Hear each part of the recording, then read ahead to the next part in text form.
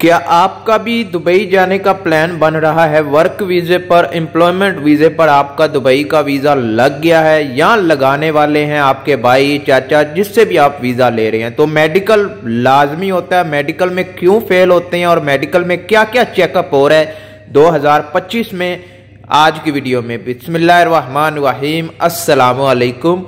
तो आज की वीडियो बहुत ही ज़्यादा इम्पोर्टेंट होने वाली है क्योंकि काफ़ी लोगों के मुझे जो इंस्टाग्राम पर सवाल आ रहे हैं और काफ़ी लोग वीडियो के नीचे कमेंट भी करते हैं कि हमारा दुबई का वर्क वीज़ा लग गया है या लगने वाला है, हमारा पाकिस्तान, इंडिया, नेपाल में मेडिकल हो गया है लेकिन मेडिकल पास है, अब हम दुबई जाके भी दोबारा हमारा मेडिकल होगा, अगर हम मेडिकल फेल हो जाते हैं तो क्या होगा, मेडिकल क्यों करवाया जाता है, मेडिकल क्या होता है, इस तरह के काफ़ी सवाल मुझे पूछे जाते हैं। तो आज की वीडियो इन्हीं टॉपिक पर है। तो वीडियो शुरू करने से पहले वीडियो को लाइक कीजिएगा, चैनल को सब्सक्राइब कीजिएगा। कोई भी सवाल है हमसे पूछना, इंस्टाग्राम पर आ जाएं, आपको इंस्टाग्राम का नेम दिख रहा होगा, इंस्टाग्राम पर आपके हर सवाल का जवाब दिया जाता है। तो कोई भी सवाल है इंस्टाग्राम पर लाजमी आइएगा।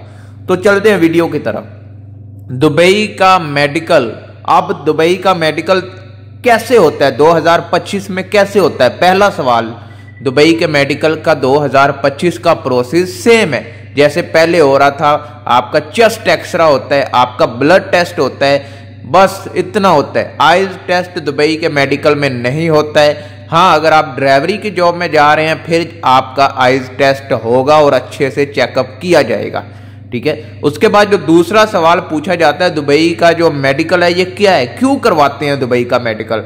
मेडिकल इसलिए करवाते हैं, अगर आपका वर्क वीज़ा है, आपको कोई बंदा या कोई अरबी या कोई भी आपको दूसरी कंट्री से दुबई में लेके आ रहा है तो उसके लिए मेडिकल लाजमी होता है, ताकि गवर्नमेंट ये देख सके कि जो बंदा हमारे मुल्क में आ रहा है वो उसमें कोई बीमारी तो नहीं है जो हमारे मुल्क के लोगों के लिए खतरनाक हो, या इधर का माहौल खराब हो जाए, या ऐसी मतलब कि कोई भी चीज़ों को देखा जाता है कि मेडिकली वो फिट है। अगर नहीं फिट तो फिर आपका वीज़ा नहीं लगता, आप दुबई नहीं आ सकते। समझ रहे?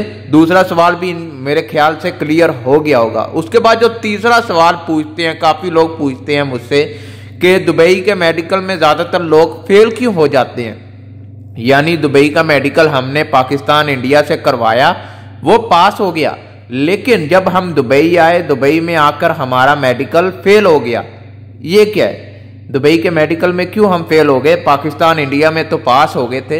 इसका जवाब यही है कि पाकिस्तान, इंडिया, नेपाल में जो मेडिकल करवाते हैं आप लोग पैसे दे के पास करवा लेते हैं। अगर आप मेडिकली अनफिट हैं पैसे देकर क्लियर कर देते हैं, लेकिन दुबई में अगर आप पास हैं, फिट हैं, तभी आपका मेडिकल क्लियर होगा। अगर आप अनफिट हैं, आप पैसे दे लें, आप रिश्वत दे लें, आप सिफारिश करवा लें, दुबई में आपका मेडिकल क्लियर नहीं होगा।